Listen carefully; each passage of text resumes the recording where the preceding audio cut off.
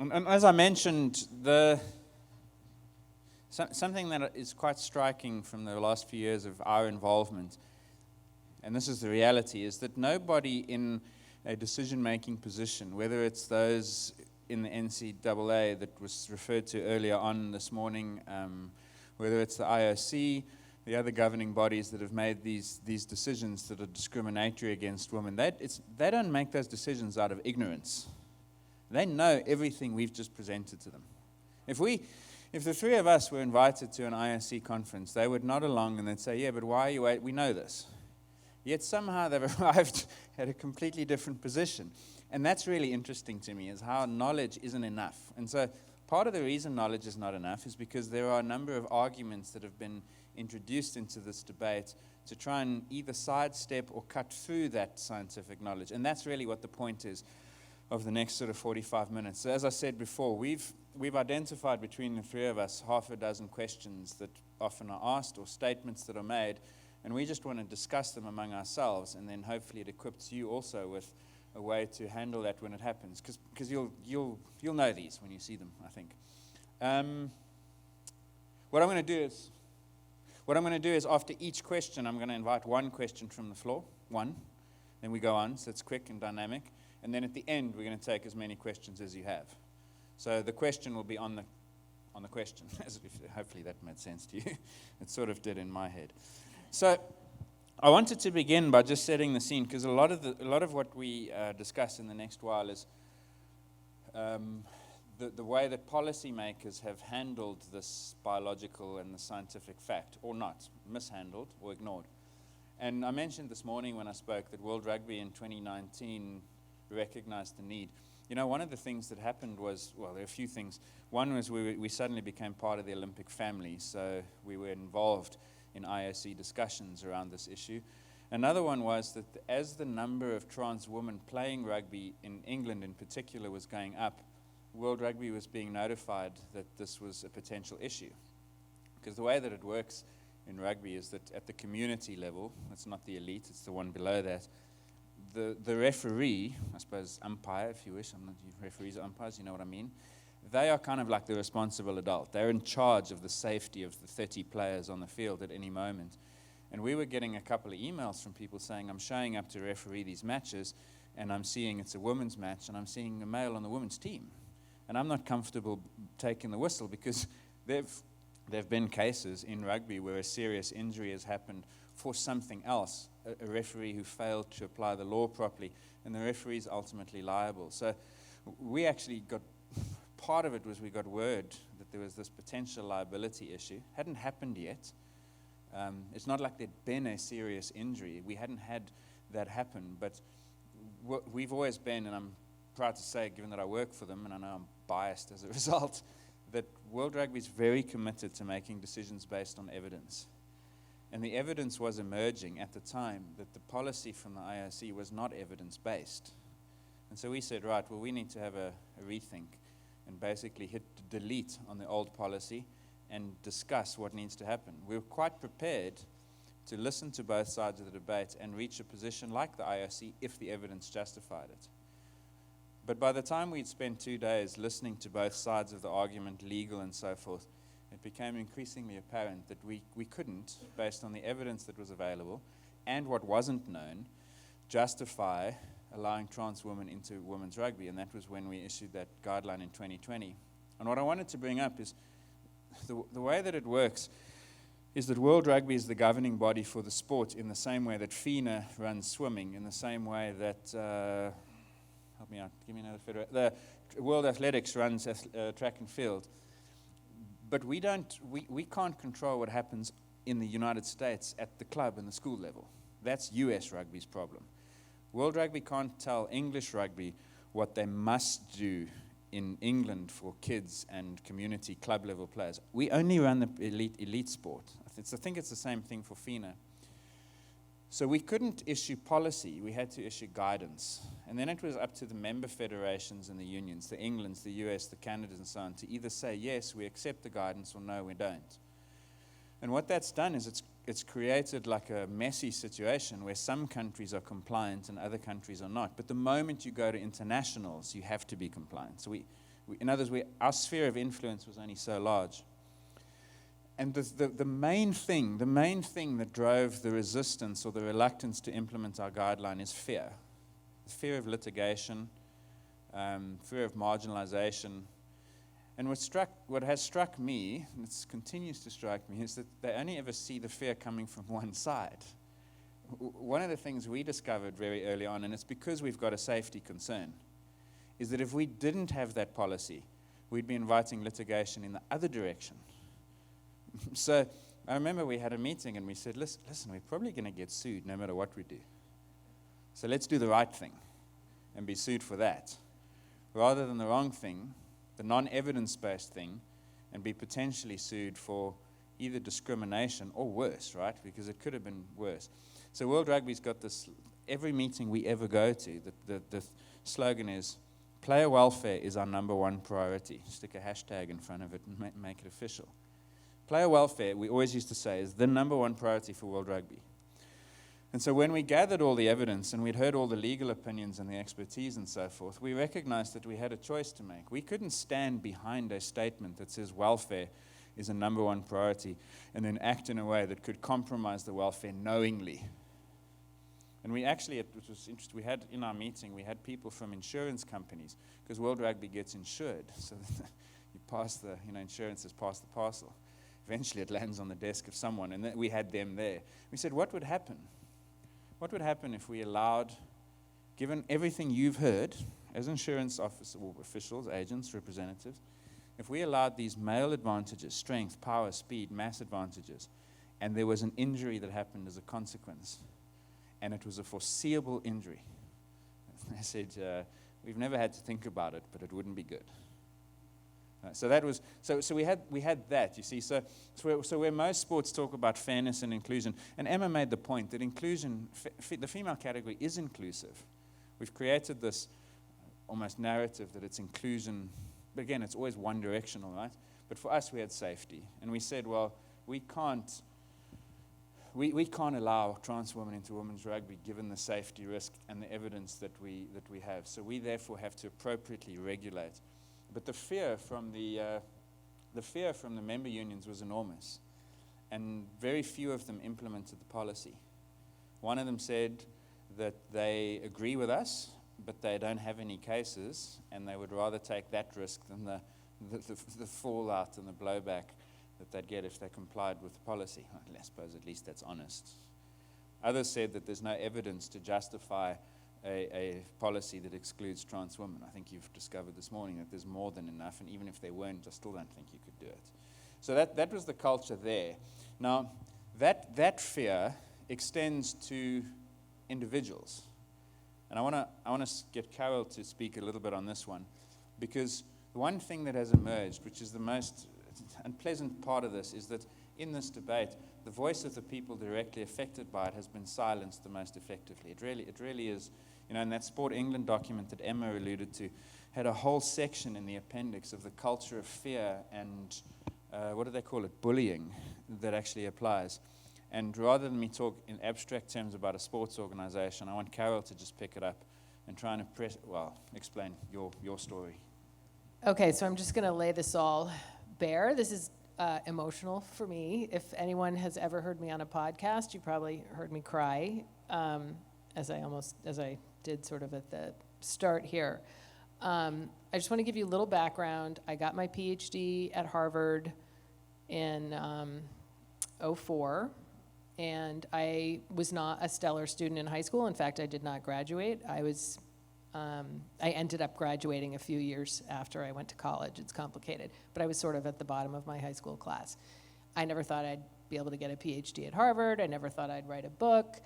I don't have tenure, and so it was a big deal for me to write a book. And usually it's the big shot tenured Harvard professors who do that. So I was really proud, and I wrote a really good book. It's gotten good reviews, and so Fox News, a year ago, right after the book came out, asked me to come on and talk about something, this article that someone else had written that I'd been quoted in, and I was happy to do that. I have a book to sell, and I have a point to make.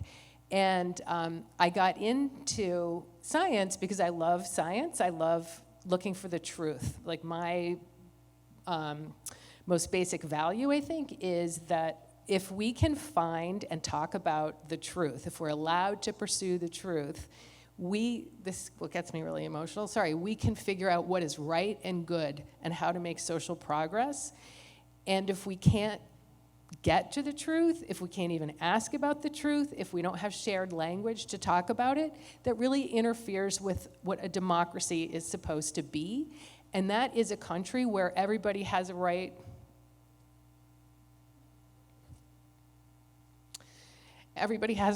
to participate, and the wrong views are being silenced. And I'm not saying which is the right or wrong view, but views are being silenced. Reasonable, good people are being silenced.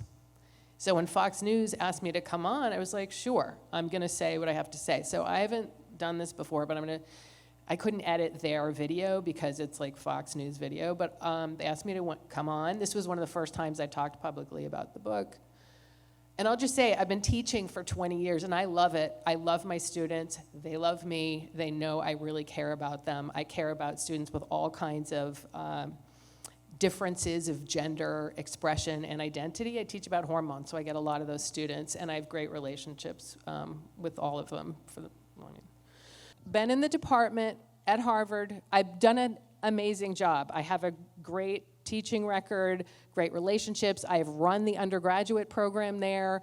I have never, I've worked my butt off for a really long time and have friends. And so this is coming from inside my department, and this isn't everything that happened. So this tweet came out, it went viral, and there are in newspapers all over the world that I'm accused of transphobia, which is heartbreaking because I actually really care about especially my students who are trans, who are gender diverse in various ways. This is a population that I really care a lot about.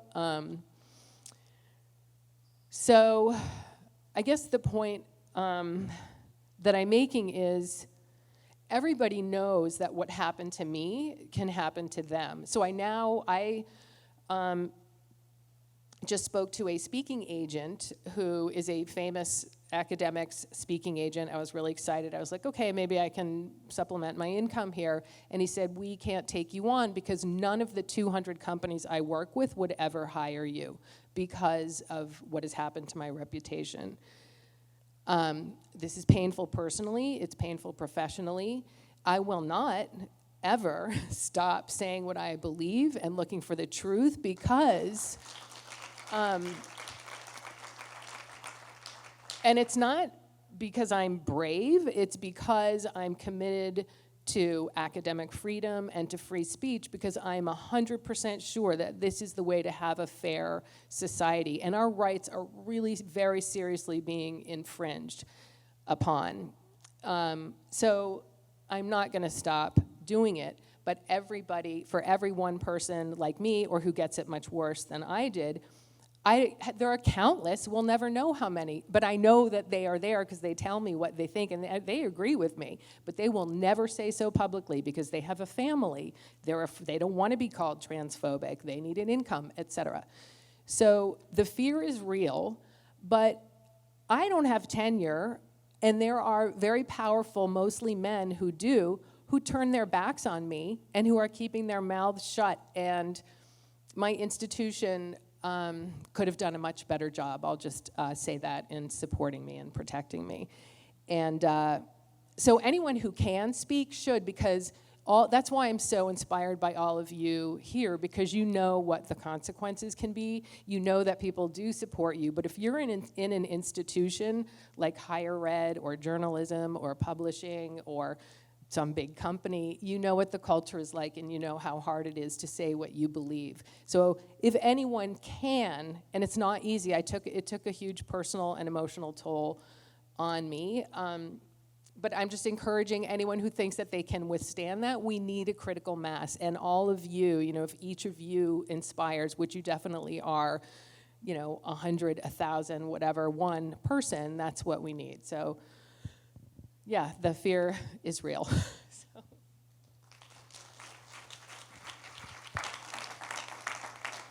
Are there any questions from anyone about this culture of fear and anything you'd like to ask of, I guess, Carole particularly?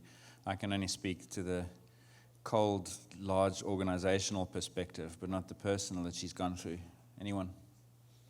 Okay, we see a hand in front here. Now I'm only going to we'll come to questions at the end, again, but just one at a time, just for the sake of dynamism. There comes a microphone from the back, So the students have been amazing, the undergraduates. So they are fresh, they're eager, they come in with biases and ideas and wokeism or whatever you want to call it. But if you create a trusting environment and you yourself show some vulnerability, that really works. And students, the undergrads have been amazing. They will stand up for me. I mean, those who can speak, they don't feel like they can speak in the classroom either.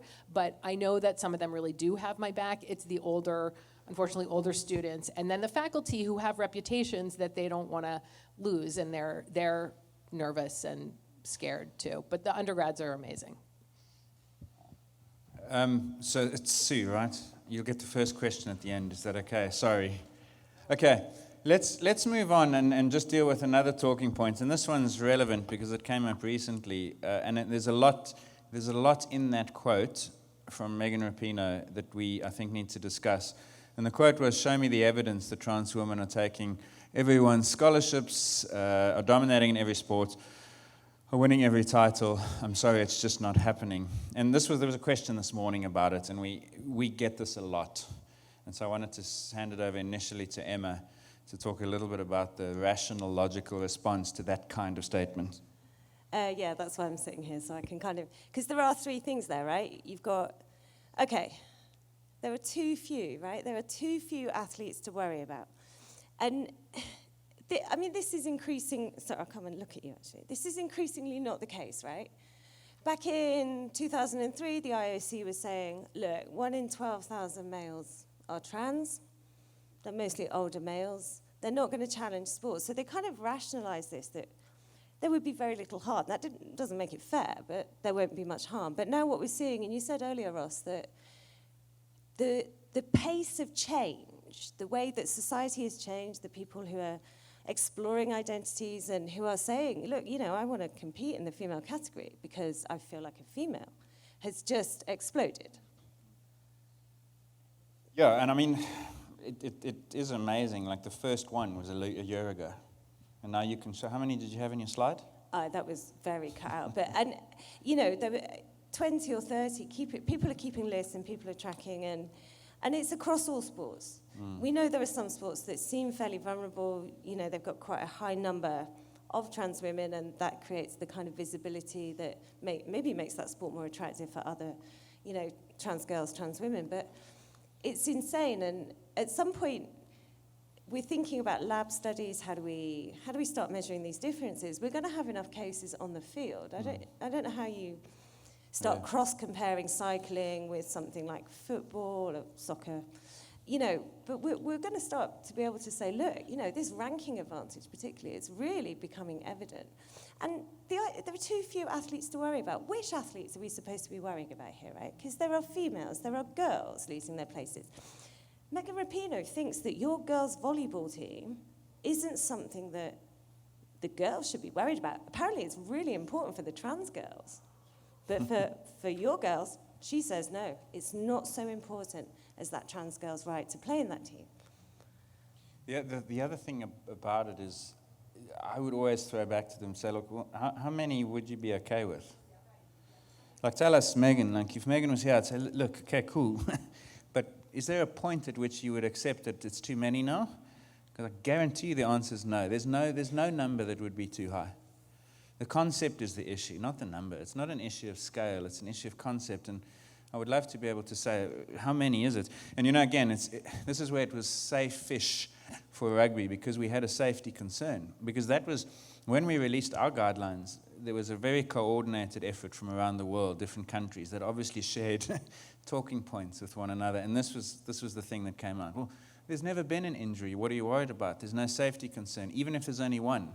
You say, well, no. You see, when it's a safety concern, it's not 1, it's 29. Because everyone else is exposed to that.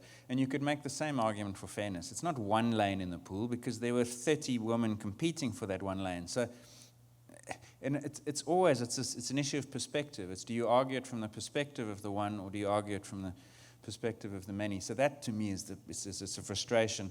The other thing that's enormously frustrating is this idea that not dominating disproves advantage. I can't believe how weak the logic is, and people don't understand advantage. They would understand it in every other context in life except this one.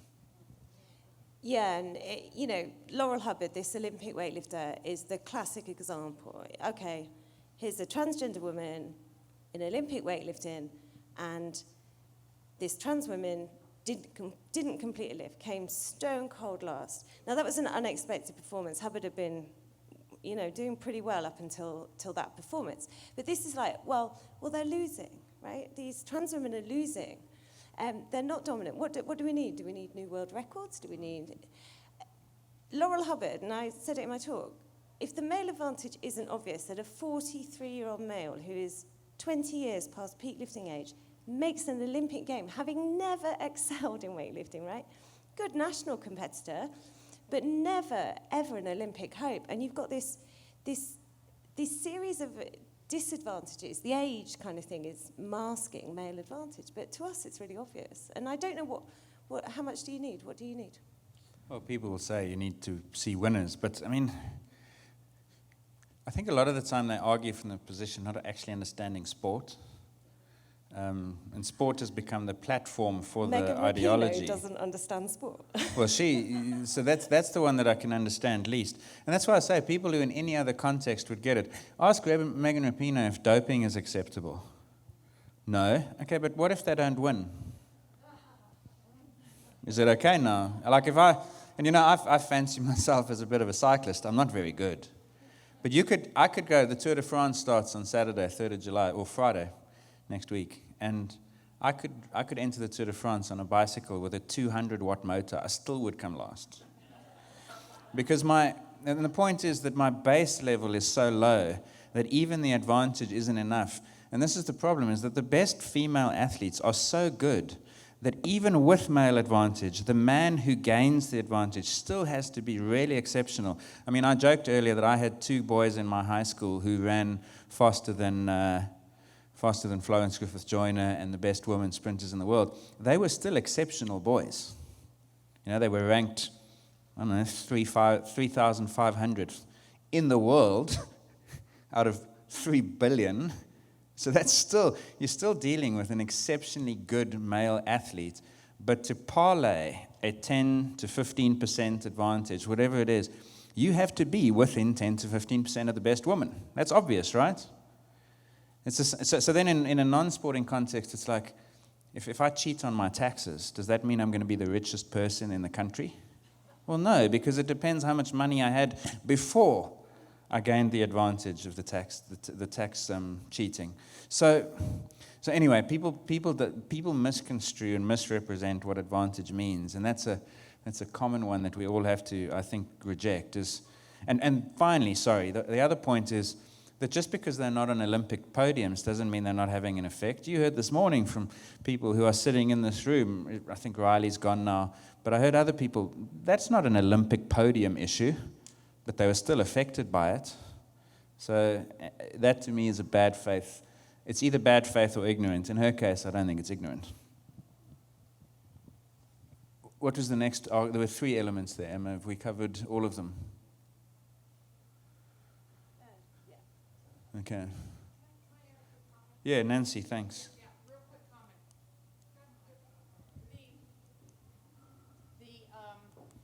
Here we go. Thank you.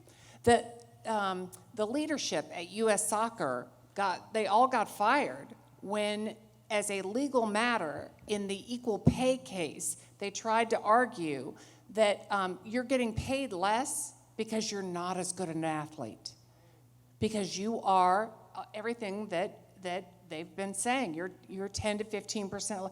So they all got fired in the sport of soccer for trying to, and so for her not to recognize the differences between men and women is astounding. Okay, just want to say that one. Yeah, it is. I mean, I'd say I was surprised. I wasn't, but anyway. Then the next one is, and I don't know, maybe some of you know him, but I would love to know if Michael Phelps knows that he has become a symbol of bad thinking in this trans debate. Because every single time, I don't know what it is, there must have been something on NBC in the Olympics or something here in this country, because every single time someone brings up natural advantages, they tell us that Michael Phelps has long arms and big feet, and that's why Michael Phelps wins swimming events. It's crazy. No one has ever brought up any other athlete in this context except Phelps. And the argument basically goes that, why are we regulating advantage? Advantage is what sport looks to find. The whole point of sport is to find natural advantages, and they always point to Michael Phelps. So, Emma, why is that weak? Well, we've got a lot of female swimmers in the room, right? You have all got long arms. I haven't looked under the table to see how big your feet are. But, swimming is about having long arms. It's about being tall. It's about having big feet. Both males and females can have long arms. What long arms look like on a female is shorter than long arms on a male. And what Phelps does with his long arms far exceeds what, a female with the same, advantage. I don't know what we're talking about, like the genetics that make you have long arms. What that looks like on Michael Phelps is different in absolute terms. I don't know why he's achieved this mythical status. Quite clearly, he's was a brilliant athlete, but he doesn't hold that many world records anymore. Right, and he's been beaten by Caleb Dressel, right? Who, as far as I can see, I certainly haven't seen this kind of, these things being said about Caleb Dressel. It's not such a perfect physical specimen as Michael Phelps was. But Caleb Dressel, right, the way he gets into the pool, I know, it's all relative. But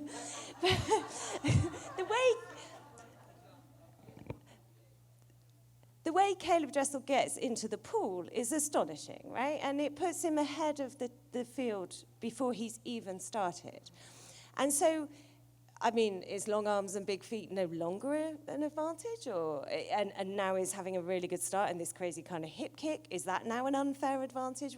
These are the little things, the package that an athlete brings. Long arms, big feet, a great start. These are the little things that divide the field from gold medal through to last place, right? These are not the same magnitude, and they're not the same kind of advantage when we talk about sex. Yeah, not even close. And so, because there is a paradox here, right? That the whole point of sport is, in fact, to find out who has advantages.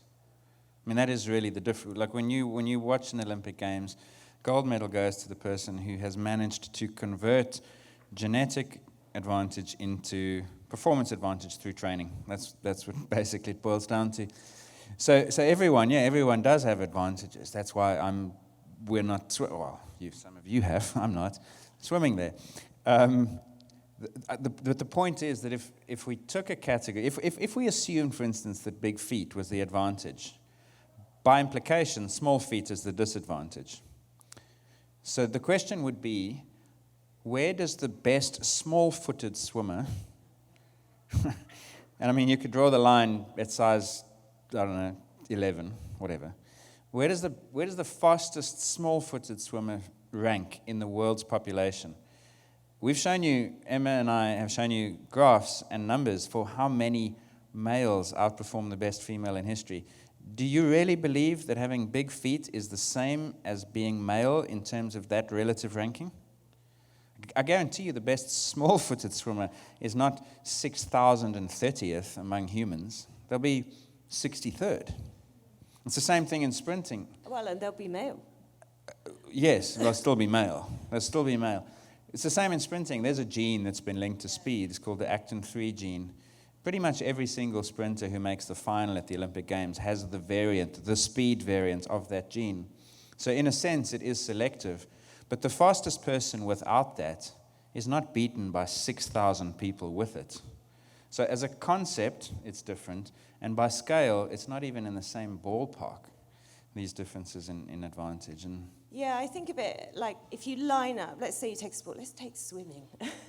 If you were to line up over some distance the top 1,000 athletes and said, you pick me the biological feature that you see unites those athletes, you are not looking at their feet. You are not measuring their feet. You are not getting them to stand there like this. You are going, male, male, male, male, male, right? So the idea that we might want to categorize, we don't want to categorize by the speed gene. You probably could make an argument for it coherently. But I've always said, if you want to categorize a genetic advantage that offers something like 1.2% advantage, right, in explosive sports, I can think of a far better genetic marker that gives advantage in sport, and it's called a Y chromosome. Right. And that's the problem when people make that argument. And again, I can't discern whether it's bad faith or ignorance, but that argument ends with the elimination of categories entirely. Because the moment you start arguing that and you say that we should just recognize and reward natural advantages, well then, as Emma's just said, there's a natural advantages that we can reward, yes. And what would happen is, if you took this argument to its logical conclusion, is that all sport would be won by males between 20 and 30 years old. That's it. And so that's why it ultimately fails as a concept. But by scale, it's completely different. And the social taboo, if someone said to you, we're not going to bother with the Paralympics, right? We're not going to try and, understand amongst Paralympians who, can win a race. There would be, uproar, quite rightly uproar. But the minute, you start talking about sex, they're like, oh, no, it doesn't matter. Yep. The one other thought experiment is if aliens came to Earth and said they're having an intergalactic Olympics, and planet Earth is allowed to select one person to represent Earth, who would you pick? The answer is you would pick, if you had no other information about that person, you'd pick a male. Because it's not guaranteed that you'll pick a good male, but that's the best chance you have. And that's the implication of what Emma was saying. Okay, then the next one is, this is also like, and in fact, you almost alluded to it, Carole, in your presentation with Beth Jones's quote, but it features in another way as well, and that's when people do what you've called a bait and switch. I'll let you explain exactly what that is.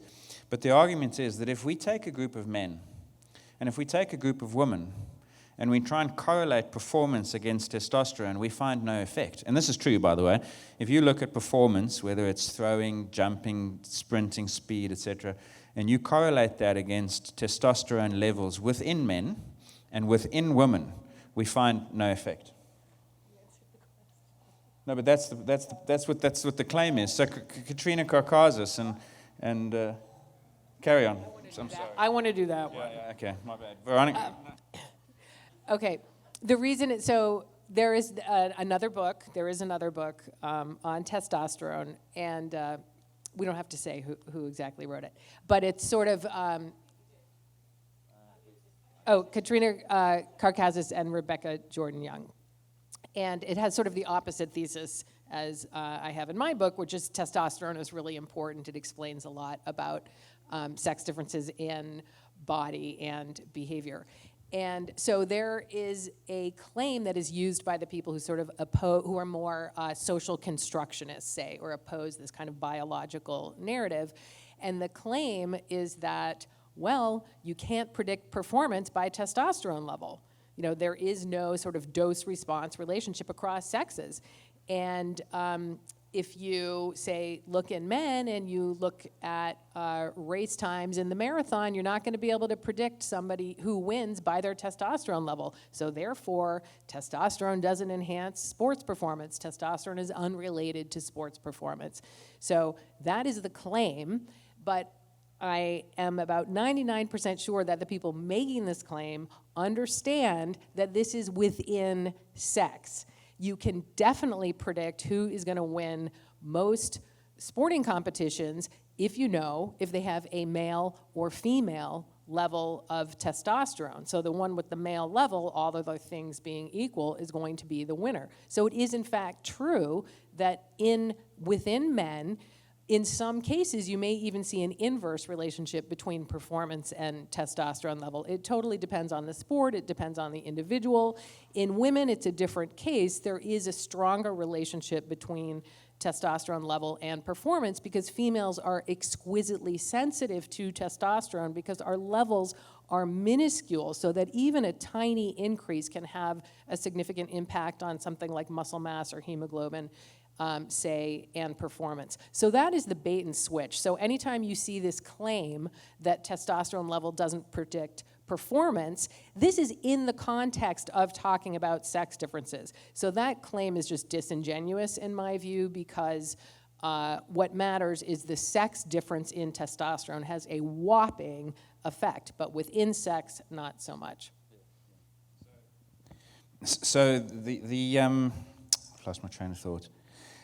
There's an analogy here as well, actually, because if I said to you, basketball plays a role, height plays a role in basketball performance, nobody in their right mind would disagree. We know that being tall is beneficial for basketball performance. But if you went to the NBA and you measured height, and performance in basketball is a little trickier to measure than running speed, for instance. But if you try to relate basketball performance to height within the NBA, the effect disappears. When I started as an undergraduate student, we learned a concept in sports science. It's called VO2 max, which is basically what's the most oxygen you can get into your body and then use per minute per kilogram of your body mass. And it's well known that in elite marathon runners, cross-country skiers, swimmers, and cyclists, VO2 max is high and therefore predicts performance. But at the Tour de France and at the Olympic marathon, no effect at all. And so what's the paradox there? The problem is, and this is the mistake they make, it's a logical fallacy, is that when you constrain the range of people you look at, the effect disappears because they all have it. Everyone's got it. Everyone in the NBA has already got the attribute that got them through the door. Everybody in marathon running has already got the attribute that got them to the start line. So if we took 1,000 people and we put them through 5 years of very well-controlled training, they would separate out into good runners, mediocre, and poor, based largely on VO2 max. So, for example, that's what it would look like on the graph there at the moment. There would be a relationship across the population, a relationship that says that the higher your VO2 max is, the better your performance will be. But if we zoomed in on that, and we said, I can't even see my own slides at this point. If we zoomed in on that and we said that red cluster is the elite athlete, let's look only at the elite cluster, now there's no longer a relationship. And that's because performance is complicated. It's not a simple function of oxygen or height or whatever variable X you want to put down there. And the mistake that they make is that this is the bait and switch, is they will tell you that lack of relationship means there's no relationship at all. And what you need to be able to do is say, no, hang on. As Carole has said, the difference exists between two different groups, never within. Never within. So the analogy that I would use, and we went out, last night we had a function at the Mandalay Bay, and when you get to the door, you need a ticket to get through the door. And if you don't have the ticket, you don't get in.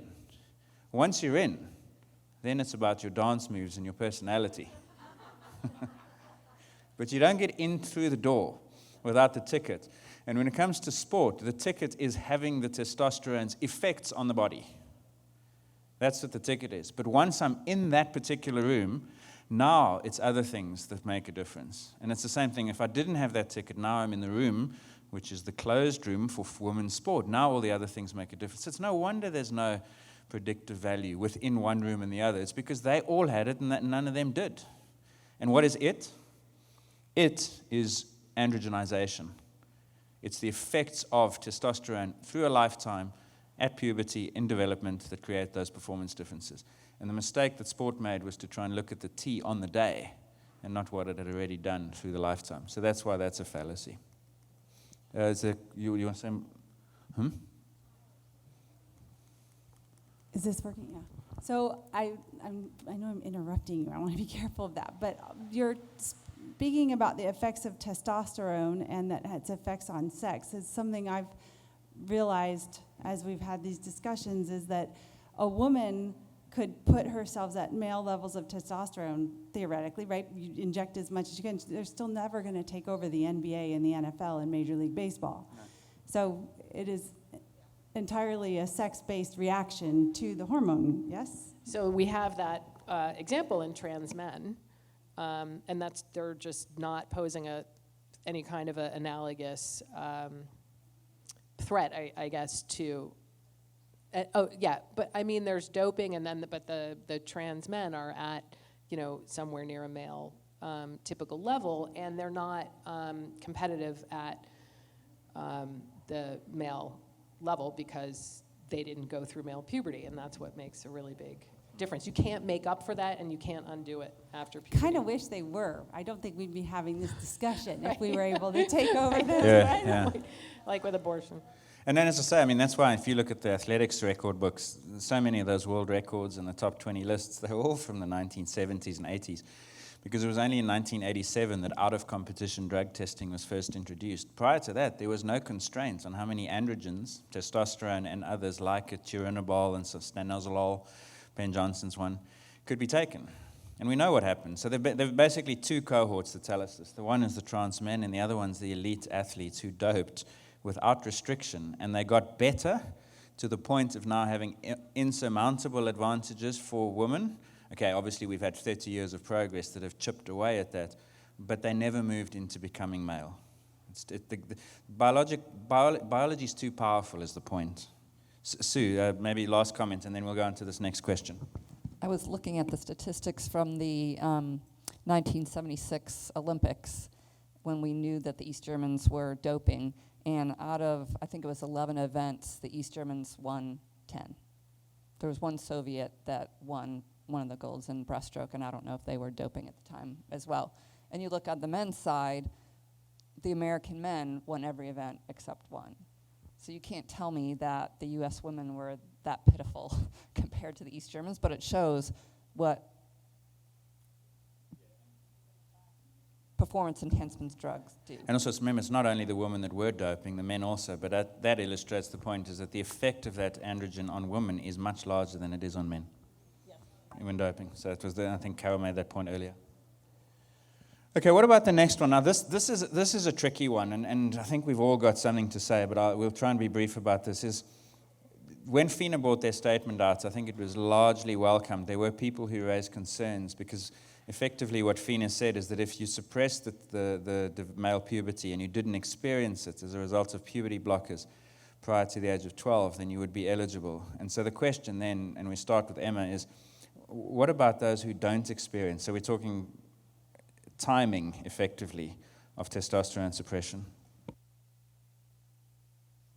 Yeah, and this is a bit tricky. I think there's a slide, maybe. Is that right? Yeah, so sorry, I have to get closer. So this is, I think, from Carole, the peaks of testosterone that males experience through their lifetime. And this has been called the 3 puberties, right? So you have, in utero you have this burst of testosterone. It makes your reproductive anatomy. It doesn't look like it's doing too much for growth. That's the Y chromosome at this point. But then you have this circled peak, this middle peak. This is a postnatal burst of testosterone. It can be as high as it is in classical puberty and, early teenage years. It lasts for about 6 months. It's to do with the process of birth and the loss of kind of maternal input into the male hormone axis. And this has been linked to future acquisition of things like muscle mass, of fat mass, of growth trajectories. We know in utero, boys are a bit longer than girls. Can you call them? Yeah. Boys are a bit longer than girls. In childhood, boys maintain that growth trajectory. They stay taller than girls. They stay heavier than girls until about 10 years old, and that's when girls hit puberty. Girls tend to enter puberty earlier than boys. So this second puberty, it's called mini-puberty, is associated with what happens later in adulthood to the male body. It's still being researched. Nobody's really kind of pinned it down. But what we know is that puberty blockers are traditionally, is that the right, traditionally, have been applied from about the age of 11 or 12. And that maps a particular stage of puberty. And so the claim that puberty blockers have blocked all male advantage that has been acquired by exposure to testosterone is not true. We know that males have been exposed to testosterone in 2 bursts in very early childhood. How that is going to be interpreted by sports federations is up to them. You could make an argument that there are structural differences that are evident from 15 weeks gestation. You can see that on an ultrasound scan. Whether sports federations need to pay attention to that, or whether really we need to get them to all agree that at least puberty makes a difference, right? And that was, I mean, a lot of this stuff I don't even know, like I'm learning here with you. And when you show, Carole, when you show a video of your son, who was how old in that clip? 12. So No, I think Griffin, he was 11. He hit puberty a little bit later than his friends. So he's kind of in that valley, the second valley that you can see on the screen there right now. His testosterone levels are low, but he's showing the behaviors that you've explained to us are driven by testosterone. So presumably that's the consequence, that's a carryover from the earlier exposure, yeah? Am I getting that right? Yeah, he's been doing that. Who has boys and girls? Okay, do you notice differences in this kind of play? This specific, girls do. I was a girl, I had 3 older brothers, I would tackle them, but I wouldn't do that with another girl.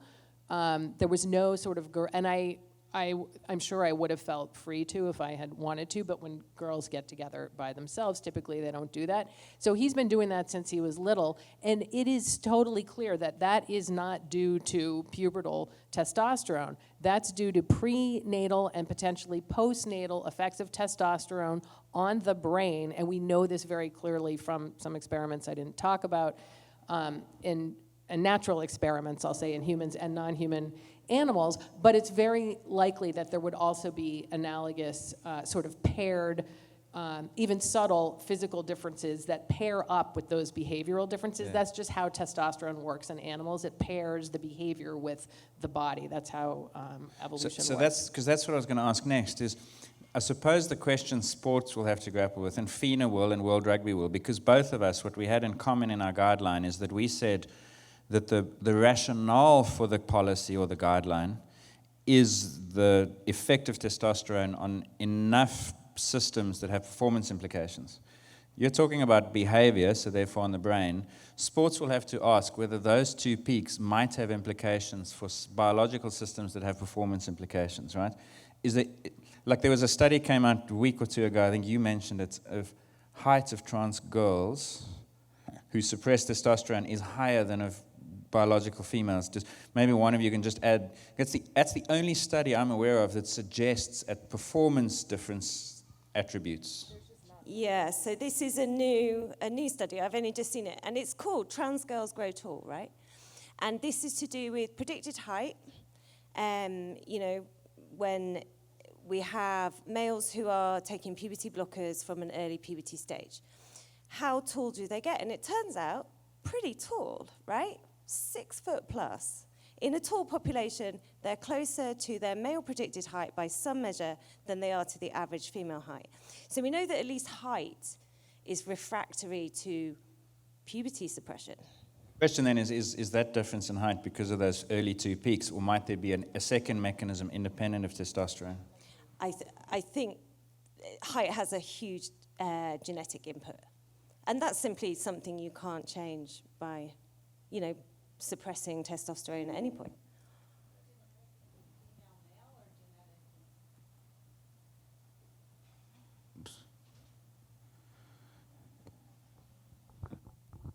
Yeah, it's on. So the secondary component is not just puberty blockers to suppress, but it's cross-sex hormones to actually make the transition. I mean, let's just not fool it. First of all, testosterone in that puberty graph right there is not an off and on switch, or an off, on and off, so you just don't obviously, so, it's just like menopause, right? I mean, there's a trajectory where testosterone is kicking in on a puberty level, and that's why FINA's standard of somehow saying if you started puberty blockers by age 12, you're really not getting at the transitional phases of additional puberty enhancements, number one. Number two, unless you're going into cross-sex hormones, right, where you're actually required to, your natural body functioning is going to continue to work in terms of your natural body, which is an XY reality, and wanting to continue to be a male.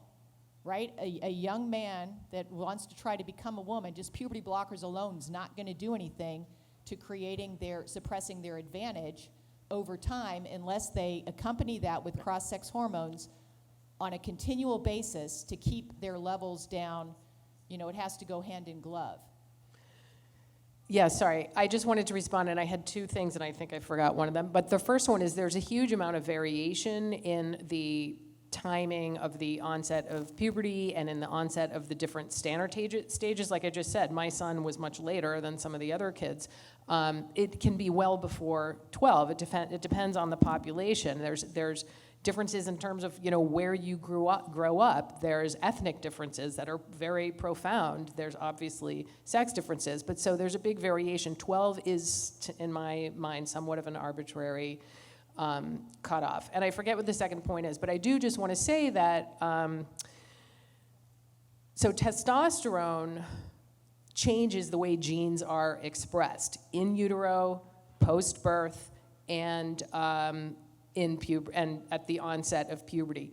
So we don't understand a lot about the significance of the Y chromosome on sex differences and on development outside of the fact that it codes for genes that cause the undifferentiated gonad at 6 weeks basically to become testes rather than ovaries. So we're not sure what the effect of every cell that you have has XX and every cell that he has XY. There are definitely effects, but that's one area where we don't have enough research. And this whole issue of puberty blockers, we do not have the research we need. There needs to be much, much more research. And sorry, I think my other point was that 95% or more, everybody I hope knows this, of the kids who go on puberty blockers end up transitioning with cross-sex hormones. Right, and then that becomes a sterilization. Yes, it does. Their infertility, which then, of course, has other implications for athletic performance because men are never going to menstruate. Men are never going to have certain kinds of functions that are going to cause that's a good point. That's a good different differentiation. So, I mean, I think that it's, and I do want to also make a correction. I think Fina did say 10 or stage 2 or 12, and so that's an interesting distinction. But again, did that prompt a different thought on your part, or? That seems more reasonable. But again, it's a bit arbitrary as well, and I think what we're all trying to agree here with is it's not, that this isn't really the issue for female athletes and women's sports. My read of the FINA policy was that they picked 12 in the absence of a more formal pubertal staging. The idea that a child has been given puberty blockers or has even been seen to talk about those things without a formal, there is a clinical flowchart to understand what stage of puberty someone is in. And so 12 seems to me to be kind of, let's pick the middle distance. 9 to 14 is normal puberty for boys. At 12, if you don't have a formal pubertal staging, you have a healthy male who may be 3 years into puberty, right? So the 12 to me seems kind of a contingency if you don't have a clinical pubertal staging. And let's understand, too, that most children who are gender dysphoric classically, going through puberty helps to realign them to their biological sex, 85 to 90%, which is what we're not allowing now, unfortunately. Okay, we are in the interest of time going to press on because there's a few other things that we want to just discuss here. The intention of this discussion is to give you the tools to go away and deal with the things that you may hear in response to these arguments. And one of the things that comes up very often is the issue of DSD athletes. Now, there are some very important distinctions and there are some very important similarities between the trans women in sport and the DSD athletes. We could do an hour's presentation on this, but I want to just allow Emma and Carole in particular to share some thoughts on what you need to know is similar and what you need to know is different and how best to reconcile. Sorry, I just want to go, what's happened there now? To reconcile these two issues. So I think quite quickly, Carole, if you've got something you want to start with on these.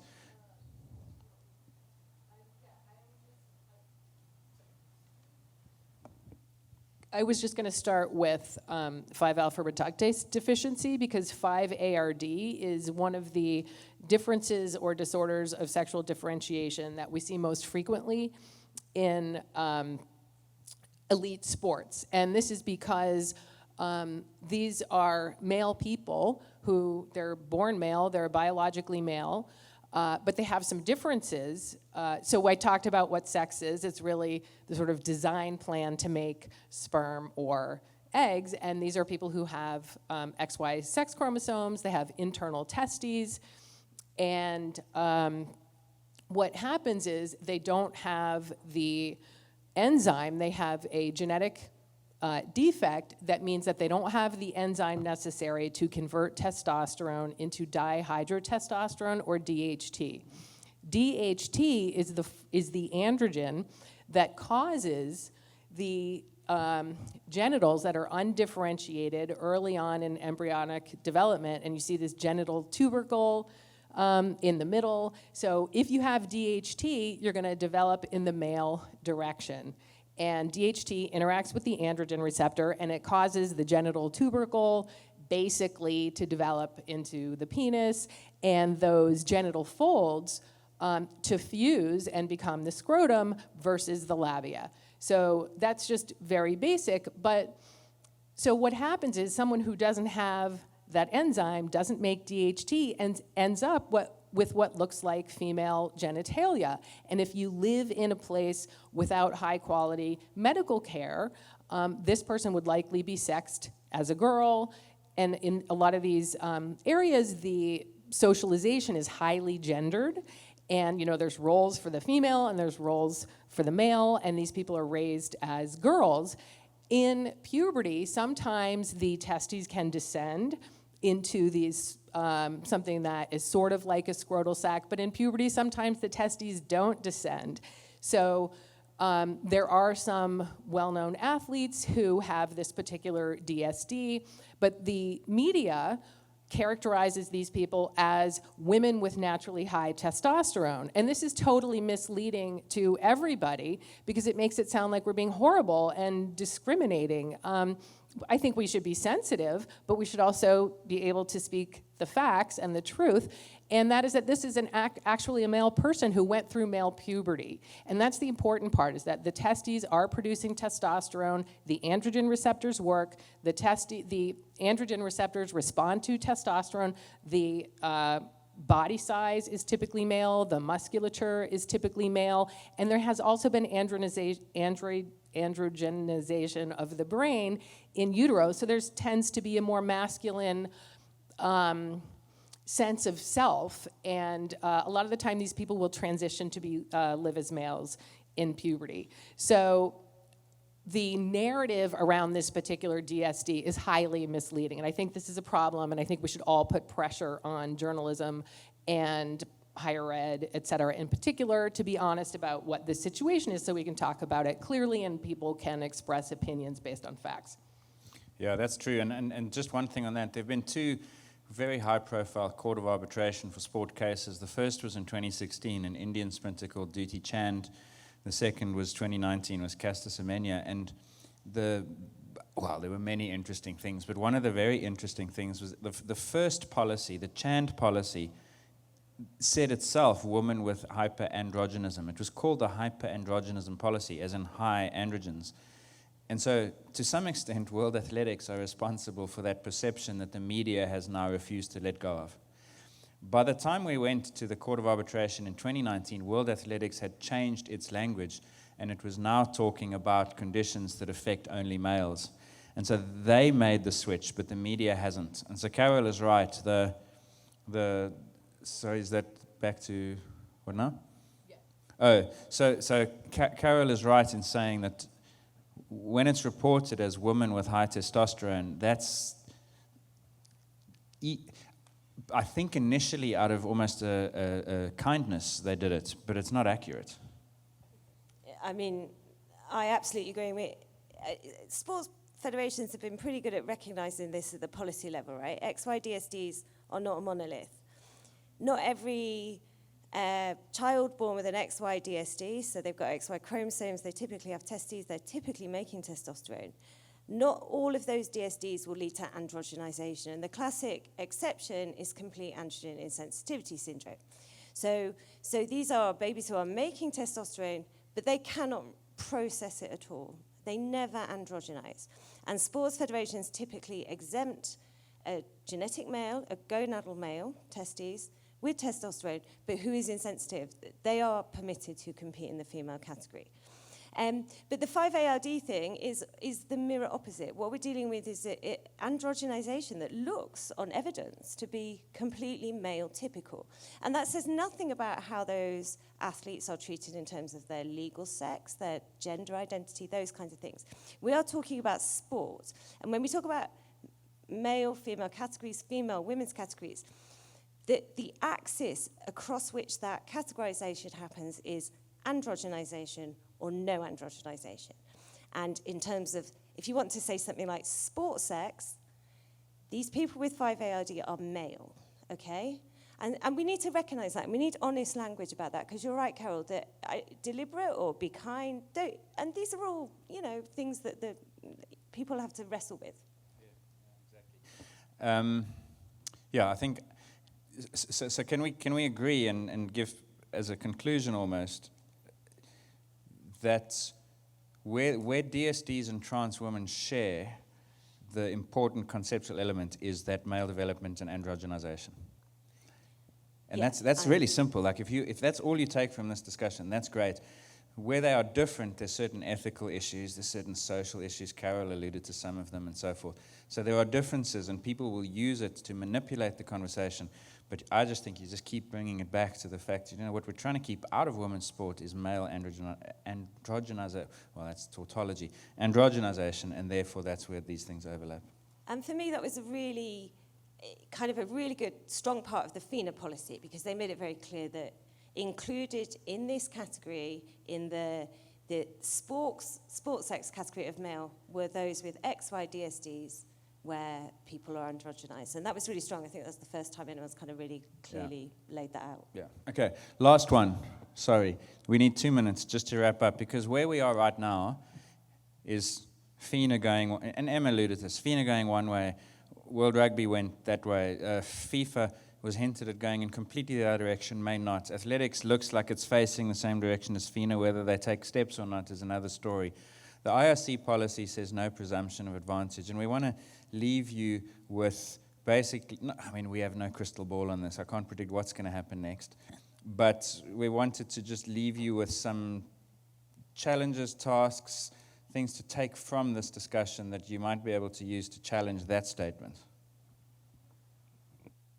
Categories are founded on the presumption of advantage. We've talked about this, that when we say that males are faster than females, we don't mean that all males are faster than all females.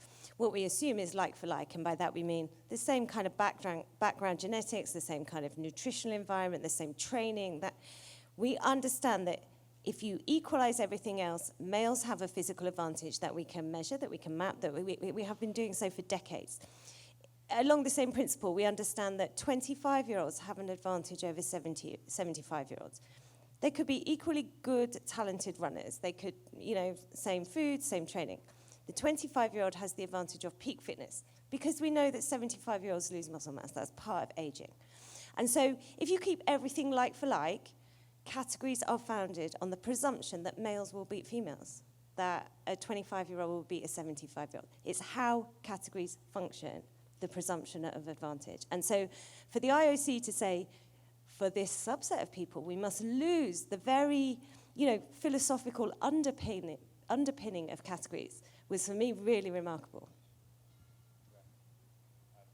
To add, other than to finish off by saying, like I spoke earlier, and I'm sorry to bring it up again, but the science and the knowledge is the light that needs to be shone in this, and the sound is what you do with it. So I'm going to ask, do you have any last words to say? Thank you. Thank you so much.